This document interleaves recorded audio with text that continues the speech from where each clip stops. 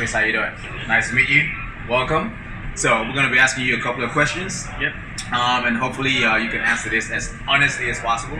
If there are any questions that you're not too sure of, still answer it anyway, because the people would like to know. Okay. Okay. All right. So my first question to you, Chris, is who is Chris Locke? You know what? I'm one of those people. I don't like talking about myself. Okay. But for giving you an answer, because you are so nice. Thank you. I would say I'm a husband. I'm a father, first and foremost. And then I'm someone that likes to live with some form of integrity, shows respect to people, and yeah, it's honest and trustworthy. Okay. All right. I think that's good enough. Admirable.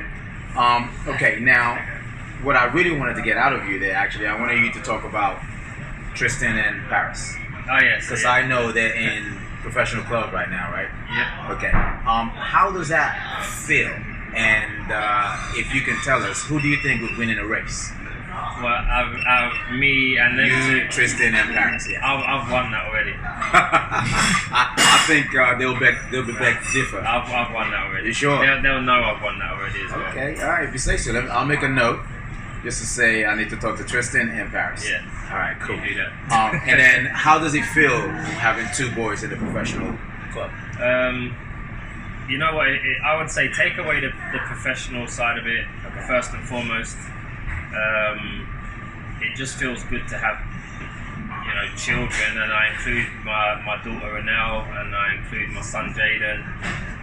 Just having children that enjoy sport in different ways. Jaden plays rugby, Renelle did dance, and then Paris and Tristan, luckily, they've taken daddy's football inside, and they've gone in the football world. So it feels good because it gives us something that we can bounce off of each other with, something that I can help them with, or I can feel I can help them with, because I've experienced it. I've gone through what they're going through. Okay, all right, sounds good. And I think I know what you're feeling as well, because I've got two kids that are into sports as well, so I think I understand that part. Okay, so my next question now is, because everything that obviously you've been doing and going through, what would you say drives you and motivates you, like, to get up in the morning? Yeah, that's something. I just think that's me. That's what I do. I get up, I work hard, I do what has to be done, and make sure it gets done. In terms of on the football side of things, I just love the game. I love the game. Ever since I was a kid, that's all I wanted to do was play football. And then when I stopped playing and started coaching, it's all I want to do is coach and help other kids to try and experience the stuff that I was lucky enough to experience. All right, sounds good. Okay. Now, speaking of football, it's a nice segue. So, I know a lot of the both the Carpe Diem players and Tristan and Paris, actually, I'm sure, would want to know this. How many attempts do you think you need to actually hit the crossbar? I reckon I'll do it 5. Yeah. Yeah. Okay. Yeah, Last 5. answer? 5. Yeah, 5. Okay. All right. First one to get my range, second one to get the cobwebs out, and then I'll probably get it on 3, 4, 5. Okay. Sounds good. I'll put that down as well so we can so we can follow through. All right. Now, and then my next question is, if you can go back and change 3 things in your, because I know you played professionally as well, didn't you? Okay. If you could go back and change 3 things, if any, what 3 things would they be?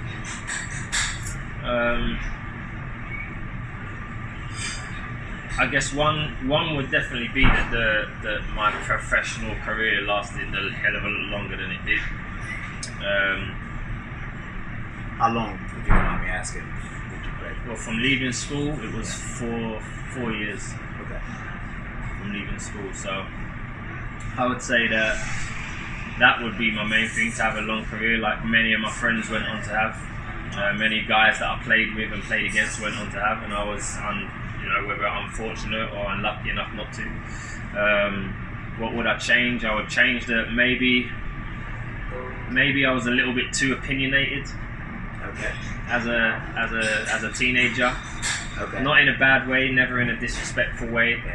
Just in a way of I was inquisitive. Maybe that's a better answer. So I was inquisitive. So I used to have coaches that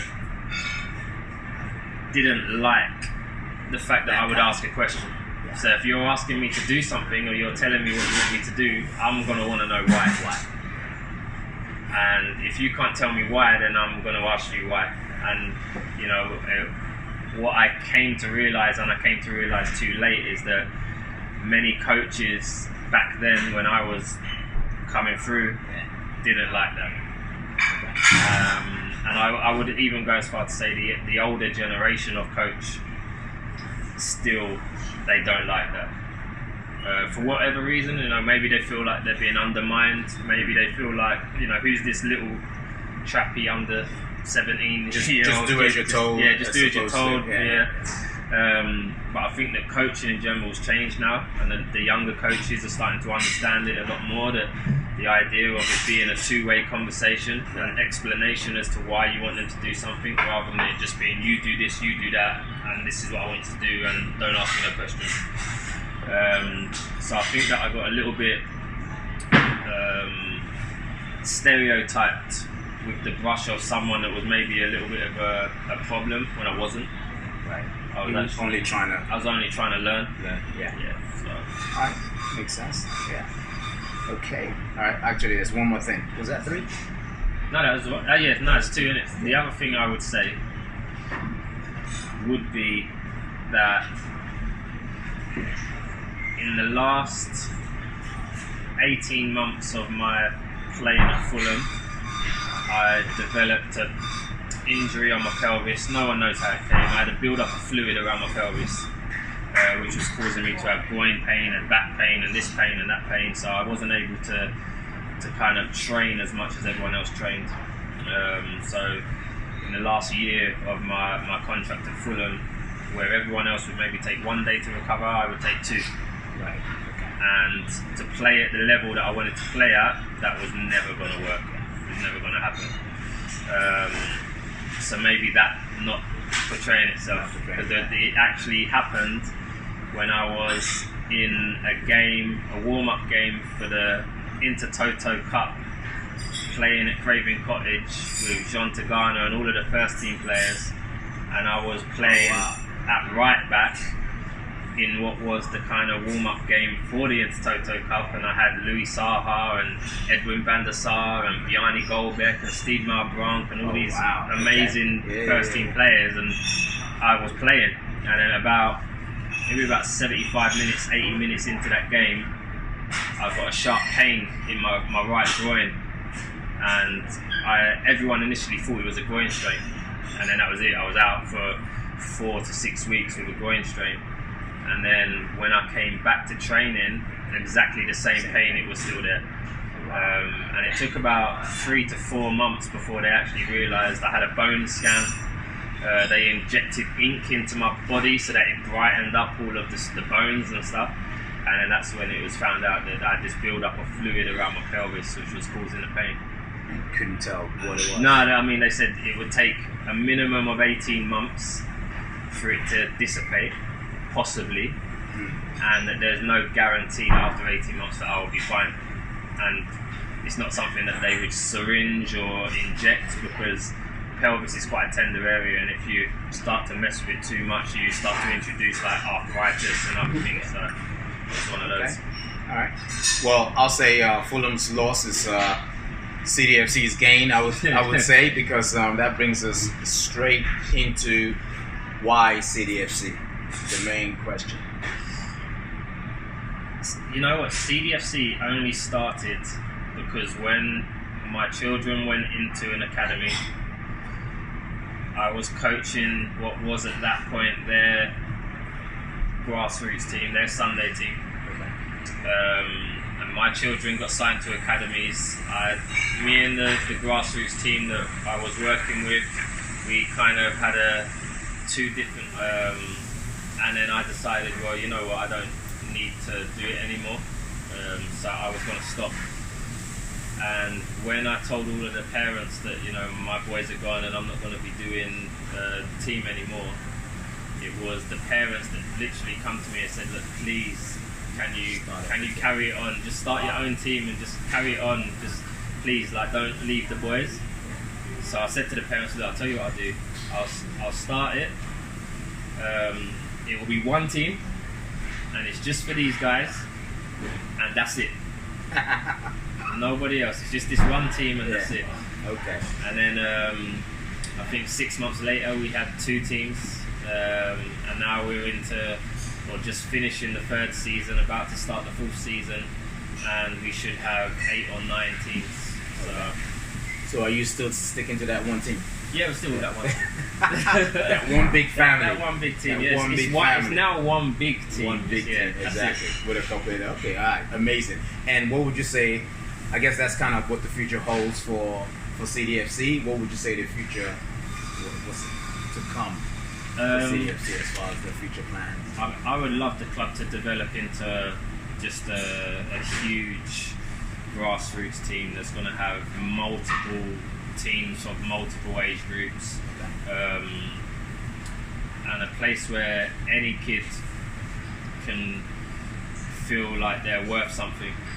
One of the biggest issues that I have in grassroots football and in football in general is outside of the elite game, which is the professional clubs, I don't think anyone has the right to be turning around and telling a kid that they're not good enough to play. Yeah. So I don't get how you can have a Sunday team with a guy that doesn't really have any coaching experience, but maybe just watches football, supports football, and he'll have loads of kids come down on trial, and he'll say, right, you're good enough, but you guys, you're not good enough to play for me. I don't think that's right. So for me, it's just about making sure that every child that comes through our doors and wants to play football has somewhere to play, and that we won't turn anyone away. Amazing. All right. Sounds good to me. Okay, now we're going to switch it up just a little bit. I'm going to ask you a slightly different question. If you could be an animal, what animal would you be and why? Animal? Yeah. Any animal.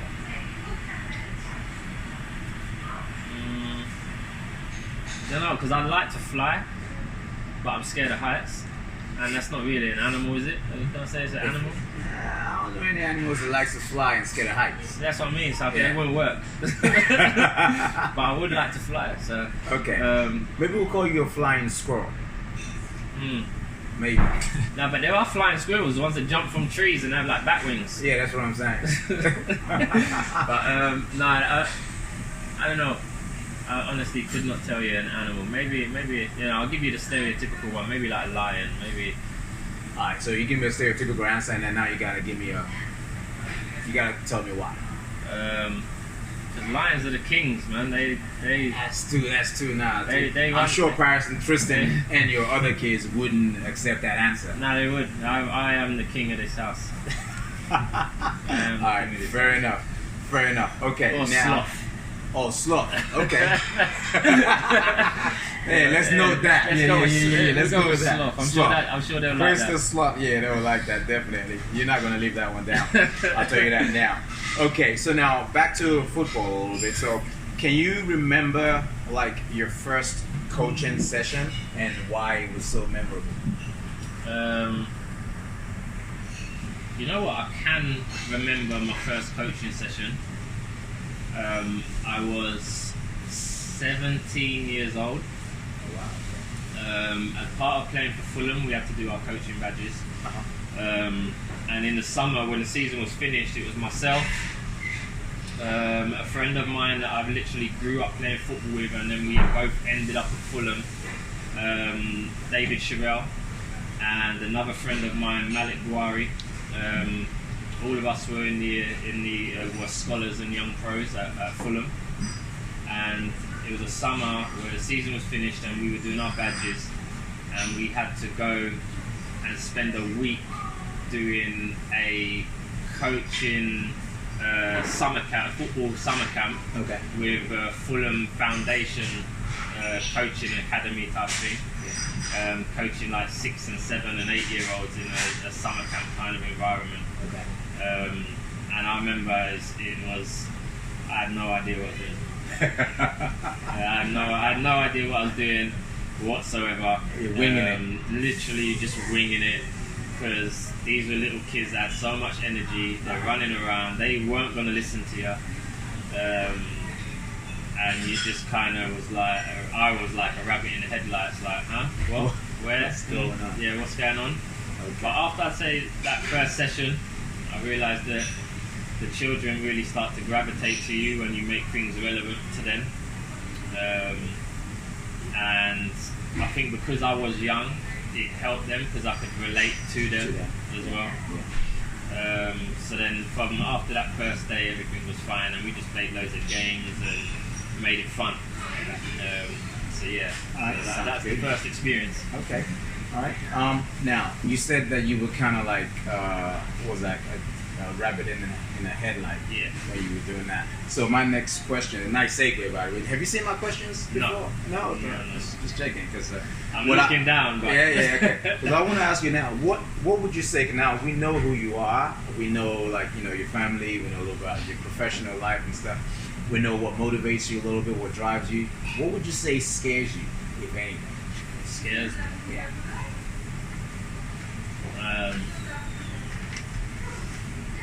Failure. I don't like to fail. I don't like failing at anything. So for me, failure scares me because I like to, and don't get it mixed up with winning, because that's, for me, winning isn't, not winning or losing isn't a failure.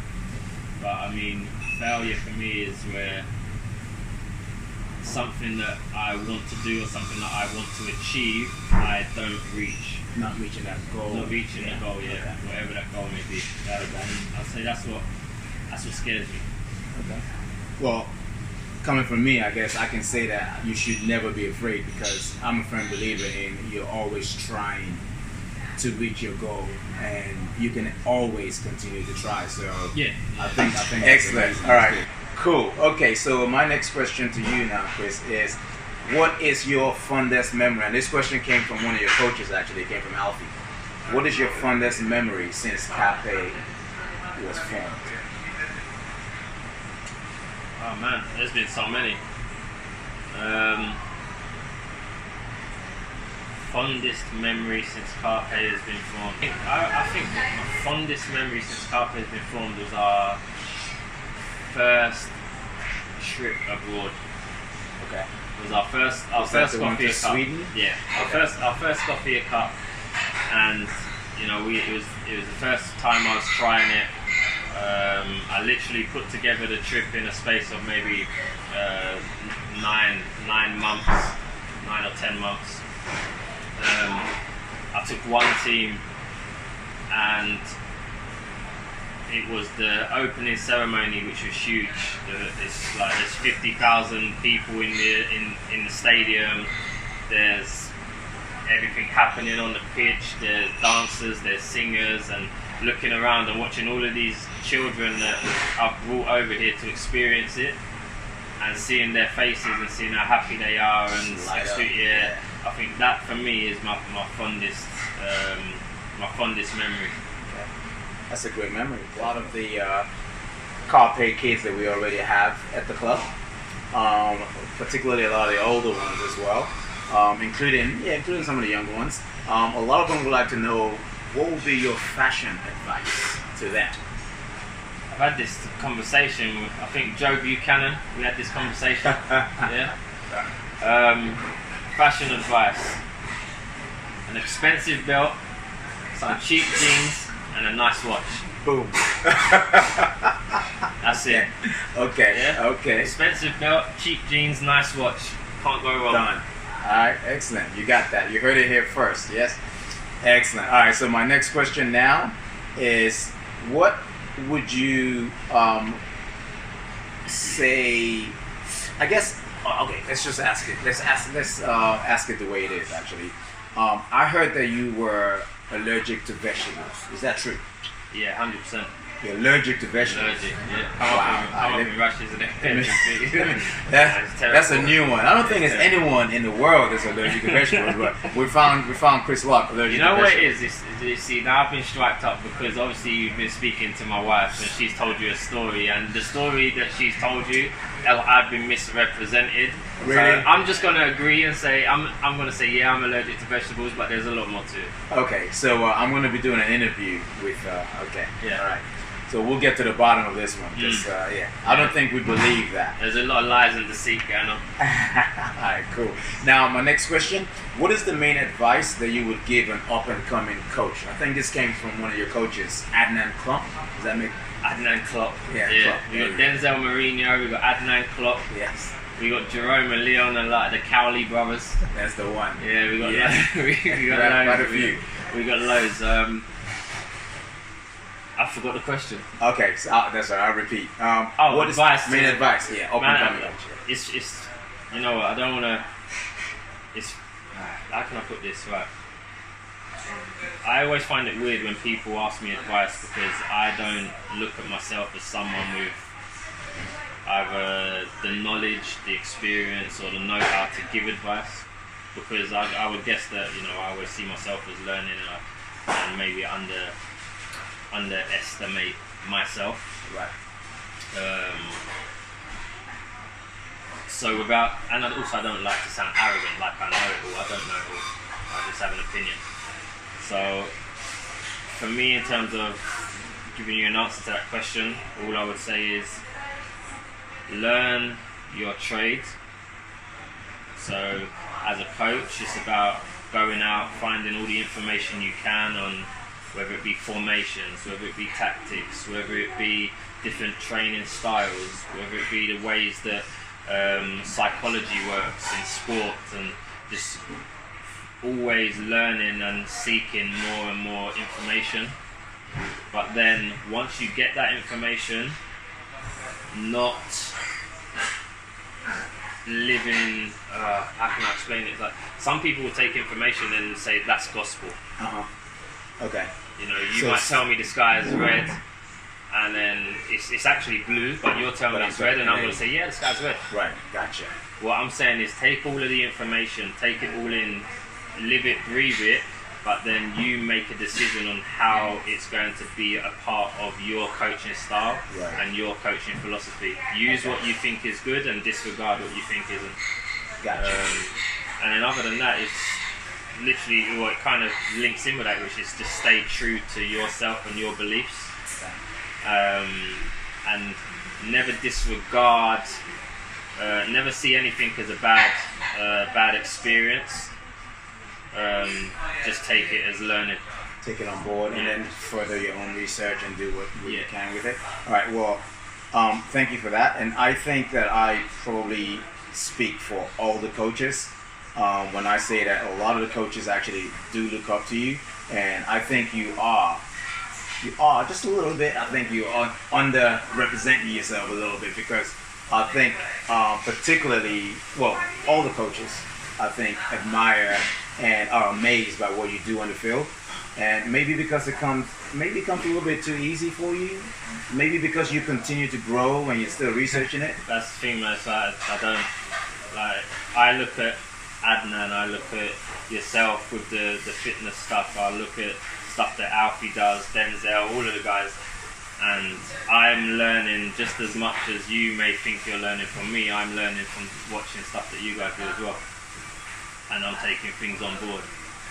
So whilst you guys might have that opinion of me, I have that opinion of the coaches that I am working underneath me, so to speak. Yeah, we're all one team. We're all working together to create the end goal. Right? The end goal may be the club that I've created, but at some point, I want to be able to step away from it and know that if I'm away, everyone else is going to be able to carry on exactly what it is that we've started. Okay, sounds good. I think you're dropping a little bit of insight there. That's amazing. Thank you very much. Now, then my next question to you, and this is for some of the little ones there, because you're now offering, or the club is now offering free training sessions to year 1, 2, and 3. And I know that quite a few of them are going to be seeing this video as well. So my question on their behalf would be, what three things, if you can limit it to three, that you would say to any young boy or girl that would love to be a professional football player at a very, very young age? Just enjoy it. Just have fun, enjoy it. From a young age, it's not about. Don't even look at the end goal of saying, you know, I've got to do this to become a professional footballer. It should be, I'm doing this because I enjoy it. I'm doing this because I want to get better at it. The end product or the byproduct of, you know, all of the training and the coaching and the enjoyment and the fun and the ups and downs, the end product will hopefully be that you end up being a professional footballer. But the main aim from a young age is to enjoy it. Enjoy and have fun. Enjoy it, have fun. Makes sense. And then go from there. That makes a lot of sense. Okay, so another question from Coach Adnan. He loves the questions. He loves the questions, and these questions are heavy, I'm telling you. So he would like to know, and I'm sure a lot of players would like to know as well, who's your favorite active player and your favorite active coach, and why? Okay. Active player. Yeah. I don't want you to upset anybody right now, so... Yeah. I think that my favourite...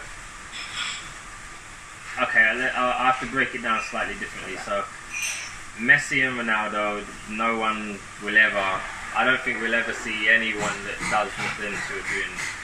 Not for a long time anyway. Okay. Alright? So but I also agree that, they're a different category. They're something out of this world.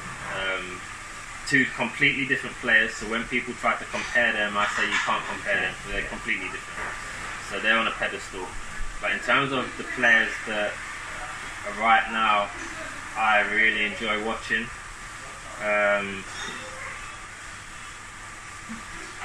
And it kind of doesn't burn me to say it as an Arsenal fan. It's not a Tottenham player, so it's alright.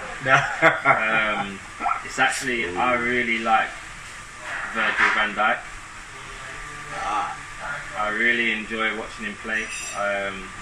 Maybe because I was a defender, but he plays for Liverpool? Yeah, so he plays for Liverpool. And he's got leadership qualities. He can play short, he can play long. His technical ability is amazing for someone that's 6 foot plus. Usually, the 6 foot guys don't have great feet. His feet are fantastic. And also his pathway to get into where he is now. It wasn't that he was always a wonder kid, so to speak. It wasn't that he was always a kid that people looked on and said, he's going to be fantastic from a young age. He had to work at it, and he had to work hard, and he had to take a different route. I think it was from Groningen, and then he ended up over at Celtic, and then at Celtic he managed to get game time and prove himself, and then became half of the player that he has become now. And then he ended up at Southampton, where he then took more steps to the point where Liverpool then took him in. And if I'm honest with you, as an Arsenal fan, I would have spent 200 million to get him over at Arsenal if we could have at the time. I even think that Arsenal should have bought him when he was at Celtic. That's when we should have taken him. I'm the player that he has become now. So yeah, Virgil van Dijk. Cool. And coach? Active coach? Oh, coach. Active coach. It's got to be Guardiola. Pep. Yeah, it's got to be Guardiola. I know Pep. Yeah. The things that he does, the way that he, the passion that he shows as a coach in both training and in matches, the way that he is with his players, the way that his teams play, and the different strategies that he comes up with, and the way that he thinks outside the box. With the new season starting, and little things like, I know we're able to, defenders are going to be able to receive the ball in the box off of a goal kick, so to speak. So I just have this feeling that he's going to do something completely different to everybody else in playing out from the back. And all of a sudden, people are going to try to copy what it is he does. He's like a maverick. He's a trendsetter, and that's what I like. Blazing the trail. Yeah. Excellent. Well, that brings us to the end of the questioning, Chris. I really appreciate the time. Is there any questions that you wanted to, or anything you wanted to talk about to the Carpe Diem family? Anything you want to say, or did we pretty much covered it all? No, I think we've covered it. I think that, like I said, Carpe Diem is only there to serve children and getting better in whatever it may be. And it's not only about football, it's about life experiences.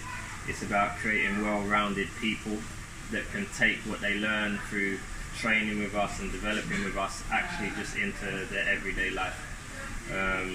So a big passion of mine is, with all the ills that we've got going on in society, with all the problems in society that we've got at the moment, I think that sport and physical fitness and camaraderie and being social can really kind of cure a lot of those ills. So that's the aim really for me with Carpe. So, if I can add to that, I just want to say that it's a pleasure being accepted into the Carpe Diem family for me. And I think what you're doing is a great and wonderful thing. It's a great opportunity for all the kids, like you said. And with everything that's happening around the world, to have a place where kids can come in and train. You're offering year 1, 2, and 3, free training sessions. I don't think anyone else is doing that. And not only does that help the kids, but it also helps the parents. And it's a place for the kids to come to. So I want to say thank you on behalf of everyone else that know of Carpe or don't even know of Carpe, because it's an amazing thing and an amazing opportunity. So thank you very much, and I appreciate it. Thanks, Chris. That's fun. Yes, appreciate it. Thank you. And that's a wrap.